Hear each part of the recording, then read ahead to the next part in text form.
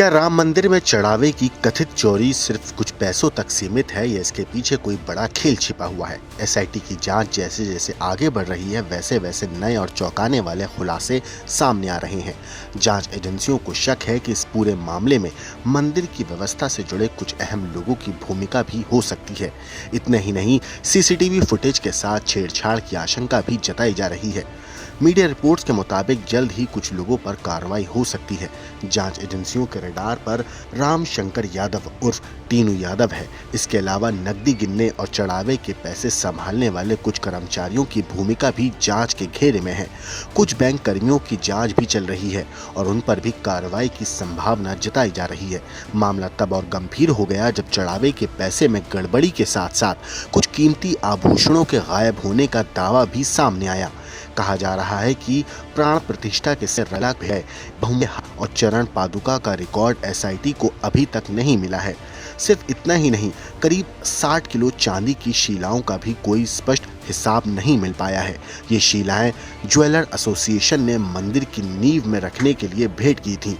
जांच के दौरान रामशंकर यादव उर्फ टीनू, कृष्णदेव तिवारी और रामलला के 4 पुजारियों से पूछताछ की गई।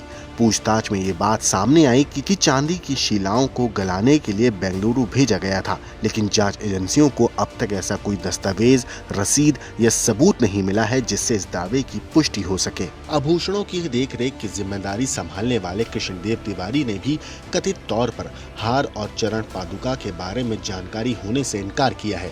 अब एसआईटी ये पता लगाने में जुटी है कि किस अधिकारी और कर्मचारी को कौन सी जिम्मेदारी दी गई थी और उनकी भूमिका क्या रही। इस जांच का सबसे अहम हिस्सा सीसीटीवी फुटेज भी है। राम मंदिर परिसर में करीब 1000 सीसीटीवी कैमरे लगे हुए हैं। जिस कमरे में चढ़ावे की रकम गिनी जाती है वहीं है 15 से 20 कैमरे मौजूद हैं। वहीं 40 दान पेटियों के आसपास हाई डेफिनेशन और 360 डिग्री रिकॉर्डिंग वाले कैमरे लगाए गए हैं। ऐसे में बड़ा सवाल ये है कि अगर इतनी कड़ी निगरानी थी तो फिर नकदी और जेवरात की कथित चोरी कैसे हो गई? क्या कैमरे बंद किए गए थे या फिर फुटेज के साथ कोई छेड़छाड़ हुई है? इन्हीं सवालों के जवाब तलाशने के लिए एसआईटी अब सीसीटीवी सिस्टम की फॉरेंसिक जांच कराने की तैयारी कर रही है।